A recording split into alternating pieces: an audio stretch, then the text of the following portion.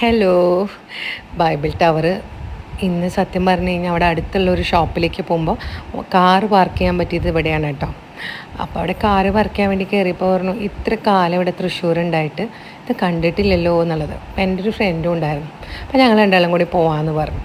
അപ്പോൾ ലിഫ്റ്റിൽ 5 എന്നുള്ളത് കാണുമ്പോഴും അതിൽ അമർത്തി കഴിഞ്ഞ് 21ാം നിലയിലേക്ക് അത്ര എത്തുക. ഇതെന്തടപ്പാ എന്ന് വിചാരിച്ചു. ആകെ 5 അക്കമുണ്ട്, എത്തുന്നത് 21ാം നില. അതിൻ്റെ മുകളിലേക്ക് കയറാൻ പറ്റില്ല എന്ന് പറഞ്ഞു. അവിടെ മഴ പെയ്തിട്ട് വെള്ളമൊക്കെ വീണുണ്ട് ഇത്ര. അപ്പോൾ അവിടെ ചുറ്റിക്കറങ്ങാൻ ഒരു 30 മിനിറ്റാണ് പറഞ്ഞിരിക്കുന്നത്. അത് കഴിഞ്ഞ് കഴിഞ്ഞാൽ മര്യാദയ്ക്ക് താഴത്തേക്ക് ഇറങ്ങിക്കോണമെന്ന്, ആവശ്യമില്ലാണ്ട് അവിടെ വന്നിരുന്ന് വർത്തമാനം പറഞ്ഞിരിക്കാനുള്ള പരിപാടി വേണ്ടാന്ന്. അപ്പം ഞാനിത് ആ ഗ്രില്ലിൻ്റെ ഇടയിൽ കൂടെ എടുത്തു നോക്കിയതാട്ടാ. നമ്മുടെ തൃശ്ശൂർ പട്ടണം മൊത്തം കാണാമല്ലോ, അതിന് വേണ്ടിയിട്ട് കുറച്ച് സൈഡൊക്കെ ഇങ്ങനെ ഇരുന്ന് ഞാനൊന്ന് വീഡിയോ എടുത്ത് നോക്കി. അപ്പോൾ ഓരോന്ന് നമ്മളെത്ര മുകളിൽ നിന്നാണ് ഇത് കാണണമെന്ന് അറിയാൻ വേണ്ടിയിട്ടാണ് കേട്ടോ നിങ്ങൾക്കിത് എടുത്ത് കാണിച്ചു തന്ന്. കണ്ടോ, ഇത് ഏതൊക്കെയാണെന്നൊന്നും വായിക്കാനൊന്നും നോക്കി പറ്റണില്ല. നമ്മുടെ കാർ ഇത് അവിടെ താഴെയാണ് പാർക്ക് ചെയ്തിരിക്കുന്നത്. കണ്ടോ, അതേ താഴെയാണ് കാറ് പാർക്ക് ചെയ്തിരിക്കുന്നത്. അപ്പോൾ താഴത്തേക്ക് സ്റ്റെപ്പ് ഇറങ്ങി വരണം എന്ന് പറഞ്ഞു. പക്ഷെ എൻ്റെ ഫ്രണ്ട് പറഞ്ഞു അവൾക്ക് ഇറങ്ങാൻ വയ്യാന്ന്.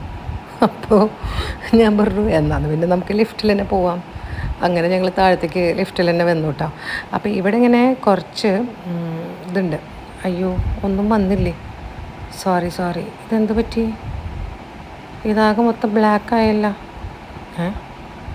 അവിടെ ബ്ലാക്ക് ആയെടുത്ത് എൻ്റെ വർത്താനം മാത്രമേ ഉള്ളൂ, നിങ്ങൾ ക്ഷമിക്കണം.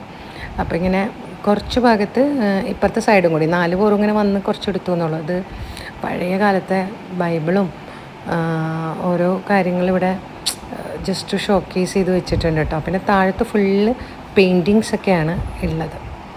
അപ്പം ഞാൻ കുറച്ച് ഭാഗത്ത് അത് ഈ പള്ളിയുടെ മുൻഭാഗം, നമ്മുടെ പള്ളി പുത്തമ്പള്ളിയുടെ ആ സൈഡാണ് കാണണതൊക്കെ. നിങ്ങൾ നല്ല രസമുണ്ടായിരുന്നു അതിൽ കാണുമ്പോൾ. എനിക്ക് ഭയങ്കര ഇഷ്ടമുള്ളൊരു കാര്യമാണ് ഈ വൈറ്റ് കളർ നിറയെ ഈ കളർഫുള്ളായിട്ടുള്ളതും ആകാശം കൂടിയാകുമ്പോൾ ഒരു പെയിൻറ്റിങ് എഫക്റ്റാണ് ഇങ്ങനത്തെ ഈ കാഴ്ചകൾക്ക്. എനിക്കങ്ങനെയാണ് കേട്ടോ തോന്നിയിട്ടുള്ളത്.